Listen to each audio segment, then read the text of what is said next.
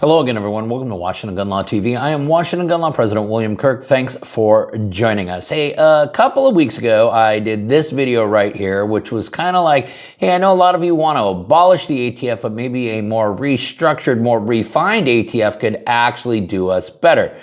A lot of you didn't like that. Now, I expected some of you would not like it, but a lot of you didn't like it, and I appreciate it. I wasn't saying that I had the answer to everything. I just wanted to float that idea out.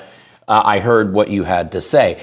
But you know, every time I'm sitting there kind of vacillating between should we just abolish the ATF altogether, or could a more refined and fine-tuned ATF actually do us maybe more good than harm, along comes a story like the one I'm going to tell you today, which then will be Exhibit A as to why all of you, and myself included now, may want to absolutely positively do away with this agency once and for all, send it to the trash bin of history where it perhaps belongs. So today, let's spend a few minutes and let's talk about this is why all of you want to abolish the ATF.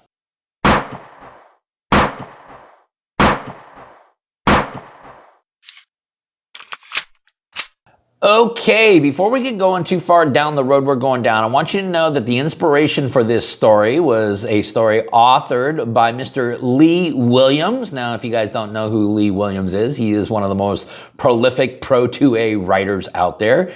He was writing on behalf of the Second Amendment Foundation's independent journalism program.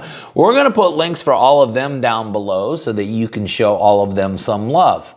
Well, meet Mark Manley of the state of Maryland. Now, Mr. Manley, who is employed as an intervention specialist at his local school district, so one would assume that he's been thoroughly vetted, gone through all sorts of background checks. When you're working around kids, that's the way it works. And we know how he's employed. And oh, by the way, also serves as a coach for youth sports, which any of you who've ever been involved in youth sports is coaching. You will know that, yes, you will go through background checks to make sure that you don't have any questionable background that makes you inappropriate to be working with kids. So clearly, Mr. Manley has gone through background checks. Clearly, Mr. Manley is as clean as they get. And on a side note, Mr. Manley happens to be an avid Second Amendment supporter and an avid gun collector. In fact, he had a collection of approximately 70 firearms. And I want you to understand this. Every single one of the firearms that Mr. Manley owned was lawfully purchased, lawfully possessed, and in compliance with all federal and state law. And let me say that again. It was in compliance with all Maryland state law, which is like trying to be compliant with California state law or New York state law, okay? There is a million hoops to have to jump through, and Mr. Manley had done that on approximately 70 different occasions. But you see, in the early morning hours of November 21st, as the Manley family was getting up to start their day, and that always starts real early in the morning, well, they received a very unwelcome set of visitors. Who was it? Oh, it was the ATF. Did they just knock on the door and say they wanted to talk to them? No, this is the ATF we're talking about here. What first alerted them was the security cameras to the fact that their entire property was being surrounded by people who appeared to have fully automatic weapons.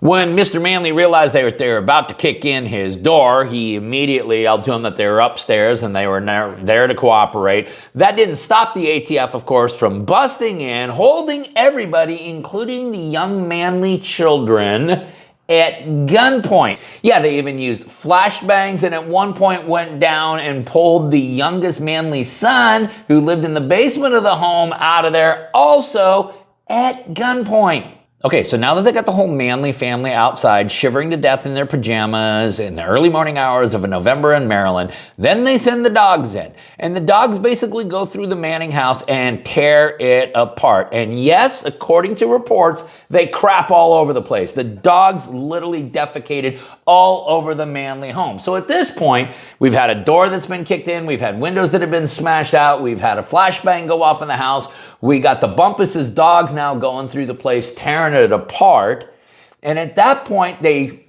seemingly come up with nothing. Well, after the dogs come up empty-handed, all of a sudden they then demand that Mr. Manley provide them the combination to his gun safe, and if he doesn't do it, they will just blow the thing open. Mr. Manley, believing he had nothing to hide, cooperated and gave him the combination. Well, as soon as the ATF agent swung the door of the gun safe open and started just compiling all of the firearms that Mr. Manley had in his possession, they came to, for them, a horrific conclusion. And the horrific conclusion is that every single one of these firearms were lawfully owned by Mr. Manley, and that their possession by Mr. Manley did not violate any federal law, and it did not violate any state law. Yet the warrant that they had used to execute what they want to call a search, we can call a raid, stated that Mr. Manley was a convicted felon who would have then, of course, been in possession of nearly 70 firearms. So the ATF believed that Mr. Manley, as a convicted felon who was also working for a school district and coaching youth sports, was able to somehow or another lawfully obtain 70 firearms through Maryland FFLs despite he was a convicted felon. Well, as it turns out, the information that the ATF relied upon was completely and totally fabricated. And yet to this day, nobody knows where that information came from. You see, because just like we surmised at the very beginning of the video, when you realize what this gentleman does for a living, when you take a look at the type of lifestyle that he's living, that he absolutely, positively was a lawful and responsible American citizen who has every right in the world to own as many firearms as he so desires. Other than one cell phone, not a single piece of property was taken from the Manley residence. That's right, not a single firearm was taken from the Manley residence. The house is now completely destroyed. It's going to require thousands and thousands of dollars in renovations to get it back to the condition it once was. And has the ATF really bothered to, help these folks out for their little oopsie? Of course they haven't. Now, the ATF has declined to comment on this. I could understand why. The Manley family has set up a GoFundMe account. We're going to link it up down below. One of the big reasons that I wanted to do this story is, this is something that we should consider when we're trying to decide what should we do with the ATF. I'm not trying to tell you guys how to think, but I am giving you some stuff to think about. The second reason is I wanted to bring attention to this story. And I wanted to bring attention to this story because in my few years being involved in the Second Amendment community, I have found that it is an incredibly compassionate and giving community. And I think many of us stand behind the Manley family and stand against the type of tyranny that ATF demonstrated on November 21st. So if you want to help this family out, the family that's been absolutely victimized by a runaway government agency, like I said, we're going to put the link for their GoFundMe account down there so you can help them out. Listen, we're going to go ahead and link up the story from Lee Williams. We're going to go ahead and link up the good folks over at the Second Amendment Foundation so you can show all of them some love as well. If you got any other questions about this or anything else related to what's left of our Second Amendment rights, you guys should know how to get a hold of Washington gun law by now. But if you don't, that's okay. That information's down there in the description box. If you got an idea for a video we should be doing around here, cool. Tell us all about it by clicking on that link right there and letting us know.